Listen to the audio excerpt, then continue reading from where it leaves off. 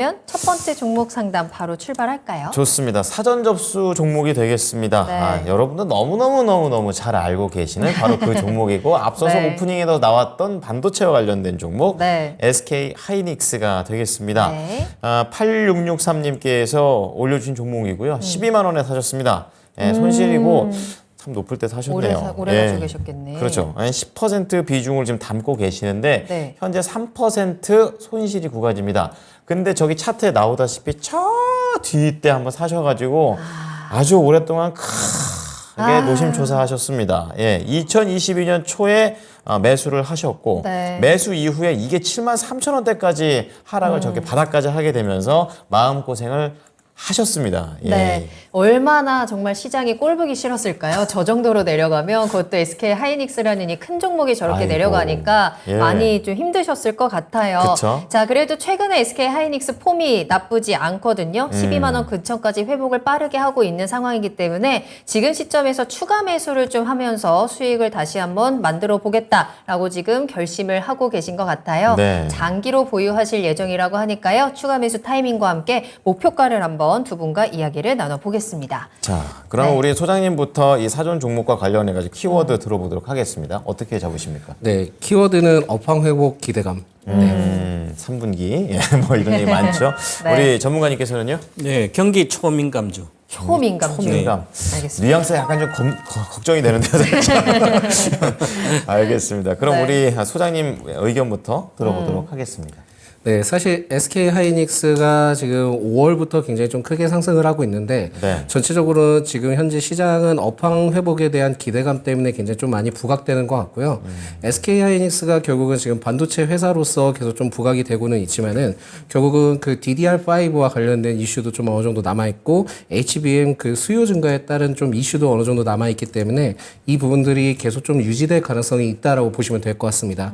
그래서 리포트에 따르면은 2분기 그게 SK 하이닉스 적자 규모가 그 2조 원대 축소될 전망으로 좀 밝혀졌는데 사실상 이것은 그 컨센서스이지 사실상 나와봐야지 정확하게는 알겠지만 결국은 지금 감산에 대한 효과가 어느 정도 좀 일어날 수 있는 상황이기 때문에 좀 기대를 해볼 수 있지 않을까라고 보고 있고요.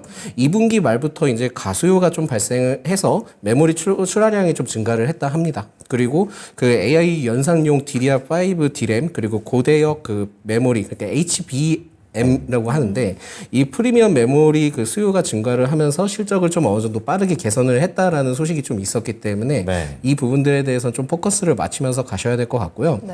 지금 마이크론도 역시 그 감산의 효과를 좀 어느 정도 봤기 때문에 아마 반도체에 대한 이슈는 좀 더 나올 가능성이 있지 않을까라고 보고 있고 대중 그 지금 미국과 중국의 반도체 지금 전쟁이 계속 부각되고 있는 가운데 네. 결국은 지금 엔비디아와 관련된 지금 그 반도체 메모리와 관련된 부분들도 결국은 지금 뭐 규제를 하겠다라고 좀 밝혀진 상황도 좀 어느 정도 나왔거든요. 네네. 그렇지만은 제일 중요한 거는 이것은 지금 전 세계 시장에 대한 포커스인 거지 국내 주식 시장은 아직까지는 반도체 업황에 따른 기대감 때문에 그게 이제 먼저 우선이기 때문에 이 점을 좀 더 참고를 하셔야 될 것 같다는 온도차가 말씀드렸습니다. 있네요. 확실히 계속해서 SK 하이닉스에 대해서는 앞으로에 대한 기대감이 조금 더 강하게 작용을 하는 것 같아요. 네. 오늘 여러 이슈에도 흔들리지 않고 빨간불을 켜냈던 SK 하이닉스였습니다. 자, 그러면 이제 최병훈 전문가께서는 이걸 이제 경기 초민감주다. 네. 그냥 경기가 조금만 움직이면 바로바로 반응한다는 내용인데 좀 자세히 들어볼게요. 네, 초민감주가 말 그대로 민감에 반응되는데 그렇죠. 그것도 네. 경기 선행주라는 말이 좀 맞을 것 같습니다. 네. 그래서 디램은 경기가 하락되기 거의 1년 전부터 바닥에서 올라가게 됩니다. 네네. 늘 이제 디램 가격. 그래서 디램이 왜냐하면 이제 우리가 디램은 핸드폰에 많이 쓰잖아요. 그렇죠. 그래서 이제 디램이 핸드폰을 살 때 이제 경기가 좋아지면 일단 좋아지면 뭘 핸드폰 먼저 사죠. 핸드폰 먼저 사잖아요. 맞아요. 핸드폰 사고 그 다음에 더 좋아지면 뭐 세탁기, 냉장고, 더 좋아지면 자동차 사고 그래요. 그래서 이제 그러고 그러면 이제 우리가 IT 이제 수요가 가장 좋았을 때가 코로나 사태가 났을 때. 그때 먼저 핸드폰 사도 뭐 방송 뭘 할 거 아니에요. 앉아 그렇죠. 집에서. 그래서 TV 사고 이러다 보니까 그때 디램 값이 몇 배는 올라갔거든요. 1년 거의 한 3배 올라갔다가 수요가 높은 만큼. 21년도 네. 디램 값 때 반타작 거의 이상 됐어요. 네네. 그러면 주가도 당연히 내려오는 거죠. 그쵸. 그래서 이렇게 미리 알 수가 있습니다. 그러면 이제 올해 하이닉스 한 50% 올랐기 때문에 그러면 메모리 업황이 바닥이고 돼서 올라가는 당연히 올라가겠죠. 바닥이면 더 이상 빠질 영역. 그런데 경기가 확실히 좋아진다고 확신이 있다면 추세로 갑니다.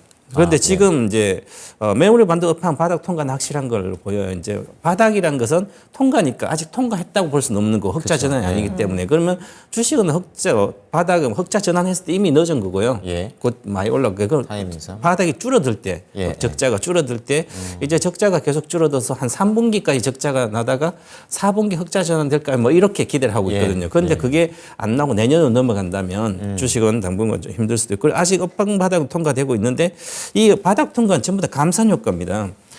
반도체 그 자체 메모리 반도체 바닥을 통과한 거지 경기가 바닥을 통과했다고 확신이 들지는 않거든요. 네. 우리나라 지금 수출 증가율이 계속 마이너스입니다. 마이너스인데 6월 1일부터 20일까지는 뭐 한 플러스 한 5% 정도 됐나요? 네, 네. 그런데 그러면 이제 경기가 통과됐다고 확신이 있을까 하면 지금 우리가 이제 화학주를 보게 되면 네. 과거에는 화학하고 반도체랑 이렇게 어떻게 보면 비슷한 시점에 턴을 많이 하거든요. 최저 바닥은. 그럼 요즘 화학주를 턴을 못 하고 있어요. 오히려 더 빠졌거든요. 그러니까 이게 중국에 관련된 과거에 제가 그런 말씀 많이 들었는데 이제는 우리가 화학주가 중국주가 아니다. 중국이 리오픈되면 화학주도 올라가고 중국 관련된 경기 민감이 올라갈 거다 아니다. 왜냐하면 중국은 이미 로컬 기업 화학들이 전부 다 경쟁력을 갖고 있기 때문에 우리나라 화학뿐만 아니라 이렇게 우리나라 그동안 중국 리오픈의 수혜주들은 중국 자체에서 다 해결할 수 있거든요. 변했네요. 네, 변한 거죠. 네. 그거 구조가 변했기 때문에 우리 과거처럼 생각하면 안 되기 때문에 그러면 지금 디램 반도체도 마찬가지고요. 중국이 좋아지고 경기가 좋아 우리도 좋아진 그 각은 그랬습니다. 왜냐하면 하이닉스는 중국 매출이 가장 높으니까. 네. 그런데 중국 매출 급격히 줄고 있습니다. 48% 정도 매출 비중에서 지금 20%대 내려왔거든요. 28%. 그럼 20%가 줄었는데 그걸 줄은 것을 미국에서 보존해 줘야 되거든요. 그런데 미국이 지금 경기가 괜찮아요. 좋습니다. 현재. 연착륙 나이 경찰하고 뭐 노랜딩 이런 얘기도 있잖아요. 안 빠지는 거예요. 수요도 좋고. 그래서 중국에 줄은 게 미국으로 가서 어느 정도 대체되는데 그 정도는 아직은 메꾸지 못할 것 같고요. 그래서 수요 증가가 일어나야 돼. 수요 증가 아직은 불투명하다. 그게 제일 중요한 그래서 거죠. 네. 이미 목표가는 왔고요. 주가 상승 이런 제한적이고요. 대형주는 바닥 대비 거의 50%면 못 갑니다. 100% 가려면 정말 뭔가 서프라이즈가 있어야 돼요. 네, 네. 그래서 이미 목표가 왔다 저는 이렇게 말씀드리겠습니다. 알겠습니다. 일단 반종민 소장님과 조금 더 이야기를 나눠보겠습니다. 네. 업황 기대감에 대한 포인트를 짚어주셨는데 사실 계속 실적이 좋지 않게 나오는 게 또 가장 큰 리스크가 아닐까 싶습니다. 특히 SK 하이닉스 같은 경우는 작년 4분기 좋지 않았고 1분기는 또 쇼크 나왔고 2분기도 뭐 그렇게 좋진 않을 것이다. 적자에 대한 예상이 나오고 있거든요. 업황에 대한 기대감은 있지만 아직까지는 그 회복에 대한 부분이 불투명하고 눈에 보이지 않는 상황에서 우리가 어떻게 좀 대응을 해야 되는 걸까요? 일단 지금 이 SK 하이닉스의 구조가 좀 전체적으로 좀 변경이 되지 않을까라고 보고 있는데 네. 사실상 지금 그 HBM3를 좀 어떻게 보면 기대를 계속 좀 해봐야 되지 않을까 그런 보고 기사 있고요. 많이 나오더라고요. 그렇죠. 그러니까 전통적인 그 반도체 쪽보다도 이제는 좀 앞으로의 성장 쪽에 좀 포커스를 맞춰야 되다 보니까 이 점을 좀 참고를 하셔야 될 것 같은데 네. 이게 사실 HBM3가 그 DDR 제품의 그 가격이 한 5배에서 6배 정도 수준이 되더라고요. 네. 그러다 보니까 좀 비싼 부분들이 있기는 한데 그러네요. 이게 사실상은 좀 어느 정도 뒷받침돼주고 수요가 좀 많아진다 한다면은 SK 하이닉스는 굉장히 좀 좋아지겠죠. 근데 아직까지는 이 부분에 대해서는 그렇게 큰 효과는 아직까지 보긴 좀 어렵다라고 좀 생각이 들고 있고요. 기대감이 좀 더 큰 건가요? 그렇죠. 그리고 내년에도 역시나 좀 기대감이 있기는 하지만 네. 결국은 지금 엔비디아와 SK 하이닉스와의 관계를 좀 계속 좀 생각을 해보셔야 될 것 같습니다. 그래서 살펴보니까는 그 SK 하이닉스가 엔비디아로부터 그 HBM3E라고 있습니다. 이게 지금 다음 모델. 예, 그 5세대라고 얘기를 하는데 샘플 입고 요청을 했다는 소식이 있어요. 그러다 보니까는 아직까지는 좀 더 기대를 해볼 수 있지 않을까라고 판단하고 있고 이게 지금 HBM3E가 현존 최고 사양의 디램인 HBM3 다음 세대 5세대 모델이라고 합니다. 네. 그리고 이게 아마 본격적으로 된다 한다면은 내년 상반기 때 양산할 가능성이 있기 때문에 네. 이 점을 좀 참고를 했을 때는 아직까지는 그 부분에 대해서 추가적인 주가 흐름들이 반영될 수 있을 것으로 좀 판단이 돼서 네. 지금은 좀 더 긍정적으로 필요가 있지 않을까 보고 있고 네. 사실 그것이 있다면은 그 시청자님 그 사연을 봤을 때 12만 원대였으면은 사실 좀 추가 매수를 좀 떨어졌을 때도 좀 많이 좀 진행을 해보셨었으면 어땠을까라는 생각이 아쉽네요. 듭니다. 네. 그래서 사실은 지금 구간에서는 뭐 신규로 진입을 하기도 모호한 상황이고 네네. 추가 매수를 하기도 좀 애매한 상황입니다. 그래서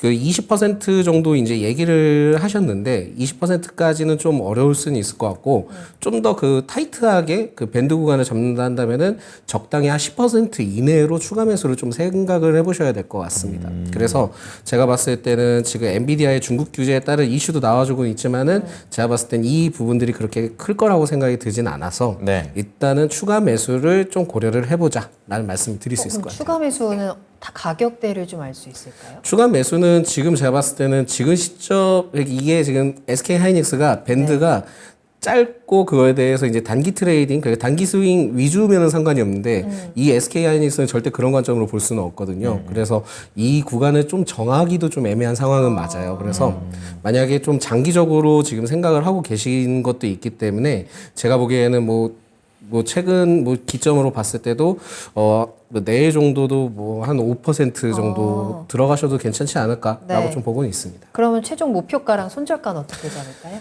일단 추가 매수를 통해서 진행한다 해도 제가 봤을 때는 평단이 그렇게 낮아질 것 같지는 않으세요. 낮아질 것 같지는 않기 때문에 일단 13만 원 정도까지만 타이트하게만 보자라는 말씀드리겠고 네. 10만 5천 원을 손절가로 좀 제시를 해드렸는데 사실상 장기간 기다린 만큼의 10만 5천 원 아래까지 내려간다 한다면 좀 조정폭이 좀 심할 수 있다라고 좀 생각이 들 것 같습니다. 그러니까 포인트는 제가 그 추가 매수에 대한 의견을 주셨기 때문에 추가 매수에 대해서 타이트하게 13만 원으로 말씀드렸지 네. 이게 만약에 이제 떨어진다 한다면 10만 5천 원에서 매도를 해야 되냐 또 그건 아니거든요. 그때는 추가적으로 다시 또 재문의를 해주실 필요도 있으세요. 그래서 아예 다른 전략이 될 테니까요. 그렇죠. 예. 그러니까 이 기업의 경우에는 장기적으로 봤을 때도 아마 그 전략 포인트가 굉장히 좀 달라질 수 있기 때문에 네. 일단 추가 매수 포인트는 괜찮다는 말씀드리겠고 네. 일단 13만 원 들어가면은 그때 좀 매도해보자라는 말씀드리겠습니다.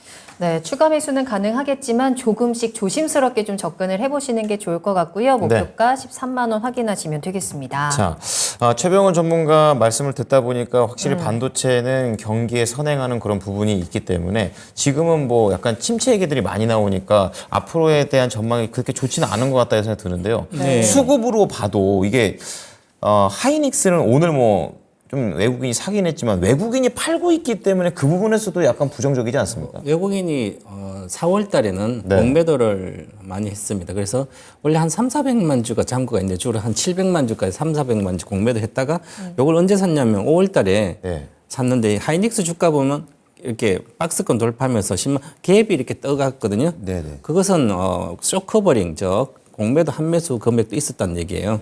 그래서 보니까 한 300만 주 정도가 지금까지 이제 5월 달부터는 전체적으로 보니까 수량을 누적 순매수로 보니까 외국인들이 1,400만 주 팔다가 4월 때까지 그 다음에 다시 174만 한 1,500만 주 샀어요. 그 중에서 한 20% 정도가 공매도를 한매수한 거기 때문에 그래서 갭 뜰 때는 했거든요. 수급적으로 보면 이제는 외국인들이 안 사고 있거든요. 네. 그러면 이제 오히려 공매도가 늘어가고 있습니다. 그러면 주고 하이닉스가 50% 정도 올라오면서 목표가 왔기 때문에 저도 이제 9만 이 시간에 남은 것 따라와서 9만 원에서 12만 목표가 드렸고 본점 소장 드렸거든요. 거의 딱 목표가 온 거죠. 그러네요. 목표가 왔는데 전문가들 보기에 목표가 왔어요. 그러면 전문가 보면 목표가 오버 슈팅 할 수는 있어요. 그럼 뭐 12만 오버 슈팅하면 20% 가면 15만 돌파한다면 뭔가 그때 21년보다 훨씬 더 좋은 내용이 나와야 되거든요. 그건 아직 그래야 없고. 돌파를 하는 거죠. 네. 기본적으로 우리가 마인드를 생각한다면 네. 지금 그보다 실제 그때는 영업이익이 뭐 수십 조씩 10조 막 이렇게 상는데 지금 올해 계속 적자죠. 내년에 흑자 낸다 이런데 그것도 뭐 엔비디아에서 우리 하이닉스 생산한 거 얼마 되지도 않는데 HBM 가지고 5% 전체 매출 5%밖에 안 되고 뭐 DRAM DDR5도 얼마 안 됩니다. 네. 그런데 우리가 너무 과도하게 반도체 비메모리 반도체가 좋은 거지 네, 맞죠. 메모리 반도체가 좋은 건 아니에요. 예전이죠. 그죠? 그러면 지금 삼성전자는 외국인 계속 사는 것은 비메모리 반도체 TSMC를 잡는 거예요. 잡으러 가고 있잖아요. 그렇죠. 지금 대만하고 중국이 싸우고 있기 때문에 그럼 TSMC가 가장 위험한 거죠. 그렇죠. 그죠. 그러니까 워런 버핏도 TSMC 팔고 일본으로 갔잖아요. 지정학적으로 가장 큰 동양에서 가장 큰 장점 있는 일본이 우리나라가 아니라 그럼 우리 삼성전자 일본에 뭐 연구소 주고 또 투자해 주잖아요. 그죠? 네. 그러니까 비메로 반도체 성장을 보고 삼성전자는 지금 갈 수 있다는 거고 메모리로는 갈 수는 없다고 봅니다. 그래서 저는 메모리는 관심을 벗어나고 이제 팔고 오히려 저는 10만 이하로 갈 수 있기 때문에 또 다시 20만에서 7만 원 갔을 때 순매수로 반타잖아. 무조건 집을 팔아도 사도 반도체는 또 가요. 삼성전자 같으면 예를 들어서. 네. 그런데 또 12만에 물 안 타고 있다가 다시 여기서 추가 매수한다는 것은 지금 뉴스 보면 다 좋은 이야기가 나옵니다. 반도체는 남들이 나쁜 이야기 할 때 전문가조차도 막 안 된다. 그럴 때 사야 되는 거죠. 맞아요. 엔비디아도 1월 달에 막 100달러인데 지금 400달러 왔잖아요. 네. 하이닉스도 6, 7, 7, 8만에 남들 전부 다 하이닉스 이야기 한다면 전부 다 저 전문가는 왜 이렇게 바닥에서 저거 사라 그럴까? 잘 가는 거 아니에요. 그죠? 그때 사야 되는 거죠. 지금이 아니라. 그래서 지금 팔 때다. 저는 관심을 끊으라. 하이닉스는. 하이닉스는 예측하기 아주 쉽습니다. 반도체 메모리는 경기로 보면 되니까. 우리나라 경기 아주 위험합니다. 그래서 저는 4분기에 우리 시장이 대폭락할 거 보기 때문에 저는 9월 달까지 반도체는 다 팔고 나와야 된다.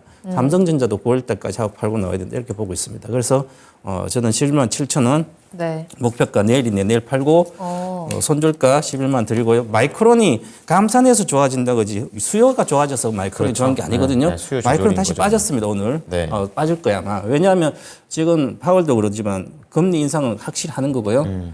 그래서 전체적으로 안 좋을 거라고 여러 가지 뭐 이야기하고 있습니다. 그래서 시장은 좀 안 좋을 걸로 보입니다. 7월 달에. 네. 알겠습니다. 자, 그럼 두 분의 의견 정리를 해보도록 하겠습니다. 반종민 소장께서는 보유 의견을 주셨어요. 이제 목표가는 13만 원, 그리고 손절가 10만 5천 원을 제시를 해 주셨고요. 반대로 최병훈 전문가께서는 매도 의견을 주시면서 목표가 11만 7천 원 더 낮습니다. 그리고 손절가는 11만 원으로 한번 대응해 보시자라고 얘기를 해 주셨습니다.